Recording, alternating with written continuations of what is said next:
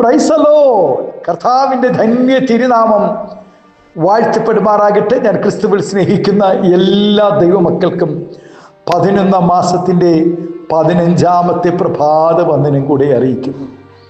ലോകമെമ്പാടുമായിരുന്നു കൊണ്ട് ഈ വചന സന്ദേശം ശ്രവിക്കുന്ന എല്ലാ ദൈവദാസന്മാർക്കും ദൈവദാസിമാർക്കും വാത്സല്യ കുഞ്ഞുങ്ങൾക്കും എൻ്റെ ഹൃദയത്തിൻ്റെ ആഴമേറിയ സ്നേഹത്തെയും വന്ദനത്തെയും നന്ദിയും ഒപ്പം പ്രാർത്ഥനയും അറിയിക്കുന്നു. പ്രാർത്ഥനയോടുകൂടെ ഈ പ്രഭാതവും ദൈവസേനയും നമുക്ക് അടുത്തു ചെല്ലാം. 10ാം സങ്കീർത്തനക്കാരൻ പാടുന്നു, യഹോവേ നീ ദൂരത്ത് നിൽക്കുന്നത് എന്ത്, കഷ്ടകാലത്ത് നീ മറഞ്ഞു കളയുന്നതും എന്ത്. ജീവിതത്തിൽ കഷ്ടത അനുഭവിക്കാത്ത മനുഷ്യർ ഉണ്ടെന്ന് തോന്നുന്നില്ല. വേദപുസ്തകത്തിൽ പേർ പറയപ്പെട്ടിരിക്കുന്ന എല്ലാ വിശുദ്ധന്മാരും കഷ്ടതയുടെ തീച്ചുളയിൽ കൂടെ കടന്നുപോയവരാണ്. പുതിയ നിയമ ഭക്തന്മാരുടെ കഷ്ടതകൾ എണ്ണമറ്റതാണ്. മിക്കവാറും എല്ലാ കൃപാവരങ്ങളും ഉണ്ടായിരുന്ന പൗലോസ് അനവധി ഘട്ടങ്ങൾ അനുഭവിച്ചതായി വചനം പറയുന്നു. കഷ്ടത എന്ന കഠിന ശോധനയിൽ കൂടെയായിരുന്നു മക്കെദോന്യ സഭകളിൽ കടന്നുപോയിക്കൊണ്ടിരുന്നത്. ഭക്തനായ ദാവീദ് എല്ലാ കാലങ്ങളിലും ദൈവത്തിൽ മാത്രം ആശ്രയിക്കുകയും ദൈവഹിതം നിറവേറ്റിയവനുമാണ്.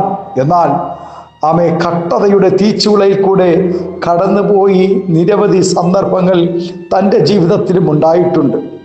അങ്ങനെയുള്ള അവസരങ്ങളിൽ താൻ പ്രാർത്ഥിച്ചിട്ടും ദൈവം തന്നോട് സംസാരിക്കുകയോ തൻ്റെ പ്രതിസന്ധികൾക്ക് ഉടനെ പരിഹാരം ഉണ്ടാകുകയോ ചെയ്തില്ല.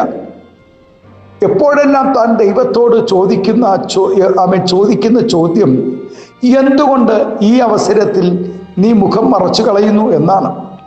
തനിക്ക് നേരിട്ട ഏറ്റവും വേദനാജനകമായ കഷ്ടതയുടെ നടുവിൽ ദൈവം എന്തുകൊണ്ട് തൻ്റെ മുഖം തനിക്ക് മറയ്ക്കുകയും എൻ്റെ പ്രാർത്ഥന കേൾക്കാതെ ദൂരത്ത് നിൽക്കുകയും ചെയ്തത് എന്ത് എന്ന് ഭക്തനായ ഇയ്യോബും പരിതപിച്ചിട്ടുണ്ട്. ഇതുപോലെ നമ്മൾ നേരിടുന്ന കഠിന ശോധനകളുടെ നടുവിൽ ദൈവം മുഖം മറച്ചു കളയുന്നുവോ എന്ന് നാം ചോദിക്കാറില്ലേ? എന്നാൽ നാം ഇങ്ങനെ ചോദിക്കുമ്പോൾ ദൈവം നമ്മെ മാത്രമല്ല, ദൈവം നമ്മെ മറക്കുന്നതല്ല. പ്രസ്തുത നമ്മെ കൊള്ളാവുന്നവരായി തീർക്കുവാനും നാം പ്രതിഫലത്തിന് യോഗ്യരായി തീരുവാനും ദൈവം നമ്മെ ഒരുക്കുകയാണ് ചില കഷ്ടതകൾ, വേദനകൾ, നിരാശ എന്ന് യാക്കോബ് അപ്പോസ്തലൻ പറയുന്നു.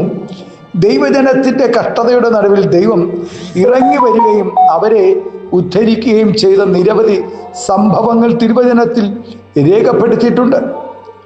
കാലക്രമേണ ദൈവത്തോടും ദൈവിക ആലോചനകളോടും മത്സരിക്കുകയും ചെയ്തത് നിമിത്തം ദൈവം അവരെ വിട്ടുപോയ അനുഭവങ്ങളും നമുക്ക് കാണുവാൻ കഴിയും തിരുവചനത്തിൽ. ദൈവത്തെ മറന്നു ജീവിച്ചാൽ അവരുടെ കഷ്ടതയുടെ നടുവിലും ദൈവവും മുഖം മറച്ചു കളയും. ആരാധനയും പ്രാർത്ഥനയും ദൈവത്തിൻ്റെ ആലോചനയും അവഗണിച്ചാലും അതിനെ നിഷേധിച്ചാലും ദൈവം ദൂരത്ത് നിൽക്കുകയും പ്രാർത്ഥനയ്ക്ക് ഉത്തരം ലഭിക്കുകയുമില്ല. അകൃത്യം ജീവിതത്തിൽ വെച്ചുകൊണ്ട് പ്രാർത്ഥിച്ചാൽ ദൈവം മുഖം മറച്ചു കളയും. ദൈവം മുഖം മറച്ചു കളഞ്ഞാൽ ഒരുവൻ്റെ അവസ്ഥ വളരെ ദയനീയമായിരിക്കും.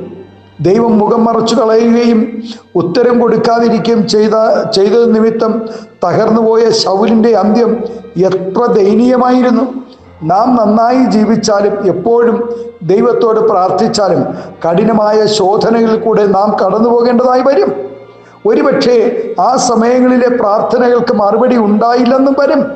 പ്രിയ ദൈവവൈതലേ, നാം ചിന്തിക്കുന്നത് പോലെ ദൈവം നമ്മെ മറന്നതല്ല, മറിച്ച് നമ്മെ ചിലത് പഠിപ്പിക്കുവാനും അപ്പോൾ ദൈവം നമുക്ക് ഉത്തരം നൽകാതിരിക്കുന്നത് എന്ന് നാം തിരിച്ചറിയണം.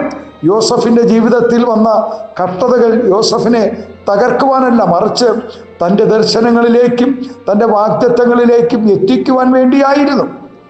ഈ ശോധനയും ഈ വേദനയും കഴിയുമ്പോൾ നമുക്കായി ഒരു ഉയർച്ച ദൈവം ഒരുക്കി വെച്ചിട്ടുണ്ട്. ഇയ്യോബിൻ്റെ ശോധന എത്ര കഠിനമായിരുന്നു.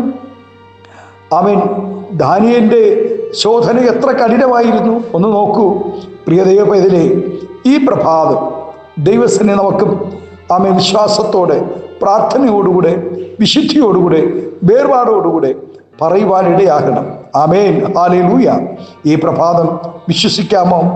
ഈ 11-ാം മാസത്തിൻ്റെ 15-ാമത്തെ പ്രഭാതത്തിൽ ആമേൻ യെരിഹോ മതിലുകൾ നിന്റെ മുന്നിൽ തകരും. ആമേൻ. ഹല്ലേലൂയ. വിശ്വസിക്കാമോ? കണ്ണുകളെ അടയ്ക്കാം, പ്രാർത്ഥിക്കാം. ദൈവസന്നിധിയിൽ ഇന്ന് പ്രഭാതം നമുക്കും പറയാം, ഹല്ലേലൂയ, സ്തോത്രം. യഹോവേ, നീ ദൂരത്ത് നിൽക്കുന്നതെന്ത്? കട്ടകാലത്ത് നീ മറഞ്ഞു കളയുന്നതുമെന്ത്? നമ്മുടെ പ്രാർത്ഥനകൾ കേട്ട് മറുപടി നൽകുന്ന ഒരു ദൈവം ഈ പ്രഭാതം നമ്മുടെ അരികിലുണ്ട്. പരിശുദ്ധ പിതാവേ, സ്നേഹവാനായ ഞങ്ങളുടെ നല്ല ദൈവമേ, അനുഗ്രഹം പ്രശാന്തമായ നല്ല പ്രഭാതത്തിനായി നന്ദിയോടെ സ്തോത്രം ചെയ്യുന്നു. ഈ പ്രഭാതം ദൂരത്തും ചാരുത്തുമായിരുന്നു കൊണ്ട് ഈ വചന സന്ദേശം ശ്രവിക്കുന്ന എല്ലാ ദൈവ കുഞ്ഞുങ്ങളെയും അനുഗ്രഹിച്ച് പ്രാർത്ഥിക്കുന്നു.